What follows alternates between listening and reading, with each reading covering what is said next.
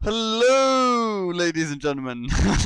Ooh, that's a very large mic spike. Sorry, I'm watching the audio for a second on that one and just threw my mind off. Already, it's 3 seconds in and we're on a tangent already. Wow, this is. Anyway, hello and welcome to this week's MrMatchat, which, as you might be able to tell by the title of this, is about FTL, Faster Than Light. Doing a little bit of a retro review here, which, I mean, retro because the game is actually quite old now, released a little while ago, but I haven't actually. I've been playing it a little bit recently, and well, I mean, for the first time, I actually managed to watch one of my friends get to the end boss because anytime I've played it, I've never been able to get onto the end boss. But there's a lot. FTL is actually quite. A lot of people really like FTL because it's a roguelike space game, and the theme itself draws in so many people because it's a game in which has captured the idea of being controlling your own sort of spaceship, not perfectly but incredibly well, because you have control of each of your crew members. You can each sort of designate them into their little roles. They slowly get better at the roles. You know, you start off with a small team of 3 and it expands and you can name them. You sort of name your ship. You grow to love it and everything. And the way they sort of design the aesthetics behind it is it's all pixels. It's very simple, but it's pleasing because there's no part in which you're horribly confused at what's actually going on. It's very each room has symbols in which they're easy to recognize, and even with like all the different ship layouts and things like that, you're still, you know, after playing it a few times, you pick up. And one thing they've really done well is the idea of customization, because chances are each run you play through, you're gonna try and experiment with different ship combinations and things, and there's 2 really big main focuses. You can either have like a weapon heavy ship or like a drone heavy ship, or maybe even like a stealth bomber. Like I said, there's only 2, but there's actually a lot more. It's got this very, very big like mix and mash sort of feel to it, because you can get like a stealth drive put in. You can put like a bot control system and have like healer droids. You can have like attack droids. You can have shield droids. It's amazing.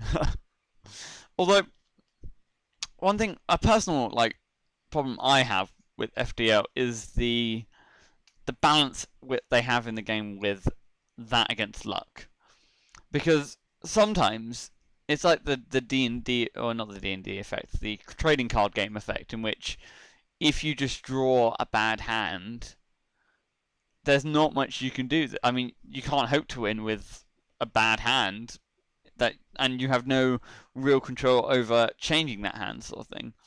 So you can get into like different systems, because you go through each system with a rebel fleet chasing you, and it's your job to try and get the most from that system before moving on. And sometimes you can get really fucked over in the nebulas, which like mess with your system's sensors. And it's not only that, but sometimes you just don't get the scrap, and you can just be one scrap out from something you need, and selling missiles and fuel kind of puts you out. So there's a big part of it which is like resource management, because each time you jump, that takes some fuel, and you're on limited amount of fuel. You have limited missiles, so the heavier weapons, you're limited to the uses, and there's a lot of random events sort of thing that change each time, making each time you play unique. But sometimes that's the downside of the gameplay, because it gets enjoyable when you no, it's not enjoyable when you just get fucked over by the game out of your control. I mean, but if you'd like meet some pirates and go, you know what, I'm going to kill the shit out of you, and you end up like half your ship on fire, your crew going, Jesus Christ, what have we done? Then you can only blame yourself, and that's part of the experience. But to be sort of out of luck due to a random algorithm, but on the other side, I'm on the other side. That is somewhat the charm of the game, sort of thing. Each time is a unique playthrough. I mean, that's what I sort of really like. But sometimes I wish there was more control, or maybe more perks, or more situations in which you can suitably start with a suitable ship that you can only improve, rather than have situations in which you can't do what you want to do because of, I don't know, maybe that's a big part of the strategy, and I think that's more of a pet peeve. And the game itself doesn't struggle too much because, sure, you'll get screwed over, but the gameplay itself doesn't ever really last for that long, so it sort of compensates. And with the wider array of customization, sometimes it's, necessity is the mother of all inventions sort of thing. So just because you can't upgrade your shields to a level 3, you're just like, well, what I can do is I can buy another weapon which disables enemy shields. Maybe I simply change my strategy to rather take a beating and outblast them, just simply out damage them. Another side is the difficulty. The Fast and Light definitely peaks and spikes at certain points through the gameplay sort of thing, and you're somewhat there along the way. So, for example, you can reach a point where you have two paths. You have a nebula or a nebula, and nebulas aren't nice. They fuck with your ship in all different kinds of way, and there's not much you can do. And it's that sort of, you only have one life, and each time you're going to get sort of removed. If you die, that's it, game over sort of thing. Sort of iggles at the difficulty sort of thing. And there are two settings to the difficulty, which I guess is as much as you want. But I don't know. Maybe, personally, I would have thought about maybe implementing like a third setting, just somewhere. I don't know. Maybe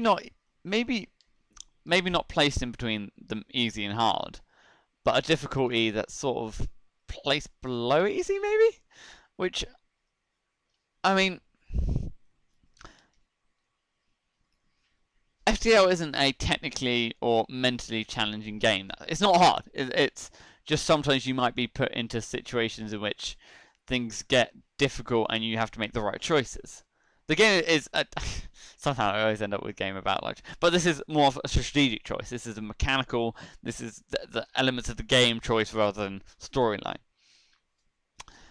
Well, actually, in fairness, they do have moments where they're just like you find like slaver, and you can offer to buy one of the slaves, which gives you another crew member, but there's not really any moral backlash if you end up collecting all the slaves and stuff. But where was I? Yeah, I create like a difficult setting below what they define as easy, and maybe something which, going hand in hand with the sort of the balance of the luck and thing, maybe taking back some of the random negative generation events that can happen and sort of focus more towards building the ship the way you want it, sort of getting enough scrap to make the dream ship, and then sort of scaling depending on how far you get your ship, rather than it scales regardless of how well you sort of upgrade your ship. And if you just don't happen to have them scrap, then jog on, mate. And I think what probably has is one of the biggest appeal to Fast and Light is apart from the roguelike elements and the sort of one life is it has the old arcadey sort of feel to it. You're playing. It's rare that games sort of do this, the sort of the replayability, the sort of you play to the end and you get a score. And each time you play, you're trying to better that score. You're trying to get further. You want to fight that final boss, and get all your like 20, 50p coins worth of value out in the game. It's not only that. I mean, combined with the style and the thought put into it, there's a good sense of balance within Fast and Light, because when you find an enemy, there's always things in which, like for example, when you first bump into a stealth vehicle, it's just like you're just like, oh god, I can't target it. And then it's always has the like when it fires its weapons, that deactivates the stealth, meaning you have a short time space in which you need to disable their stealth generator. That means you have to actively target it. And the sort of like working up which weapons you choose to take. Yeah, they've got a really good back, because you never feel like there's a situation in which there's not a solution, except the final boss, which is somewhat notorious in the in Fast and Light. Is because once you reach the end, the game changes completely, because it's now more of a situation where you have to confront the final boss, and you can sort of choose how long you wait until you fight him. And that guy has the biggest of all ships, and it will fuck you over multiple times. And obviously, with no like checkpoints or respawns or anything like that, that's it. You literally get to the end and you lose, and you're just like, well, I guess I better start again. And you learn from each experience, and you play through it again and again, realizing, okay, well, the drone approach didn't work so far. Maybe I need to try weapons. Maybe I need to go stealth as well to avoid some of the damage. It's a very, very well done game, all in all. But what else would I do to change it if I was at if I had the ability to change the game? I would think about maybe some more role complexity. So, like, for example, you have your pilot, you have, your person who's in charge of the shield, you have, maybe if there was some way of, like, extending and maybe increasing the complexity as like maybe as an alternate setting, so it's not forced upon players, but as an option there. So, for example, each station has more than just one option, because like if you man a station, by default it gets more powerful.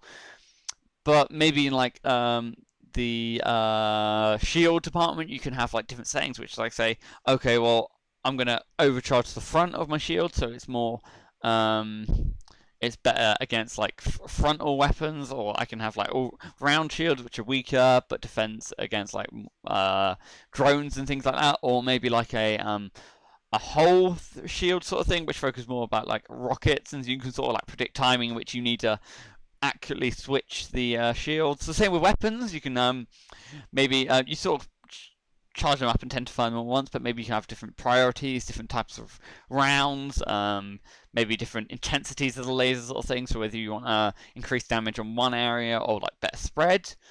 Piloting, you could do I don't know, I just feel like there's so much more they can do with each of the areas once they're manned, and to give that person more of an effect rather than just that just stand behind a console and watch your little avatars push buttons sort of thing. Because I mean, like, everyone who aspires to be like, that sort of like on the Starship Enterprise sort of thing, there's always so much going on. Each person at their roles are doing multiple things, and they have to switch the energy rate, and I think that would increase the immersion, because you have more control, and maybe even including like a setting in which, I don't know, this probably needs to be a completely different game, but whereas the complexity is increased massively and you only play as one character sort of thing. So you sort of have the little circle around you of like what you can see and what your player knows, and when your ship is actually invaded, you sort of like, obviously it's only you that you care about. You don't know what's going on with the rest of your ship and the rest of the crew. But I can imagine that requiring a lot more AI programming, and it sounds like quite a lot of hassle. But that's just my personal opinion of what I would do to change it. But Fast and Light is a fun little game. There's gonna be a link in the description below. As always, I highly recommend you play it like any game that I'm probably going to be speaking about. You at least need to try it. But no, I think that's pretty much it. Really, I can't think of much else to speak about this week. It was just I think this is a better approach to these MrMatchats, because I'm getting a more balanced approach. But I mean, obviously, as always, let me know what you guys think. But yeah, no, thanks again for listening. This has been MrMatchow, and bye.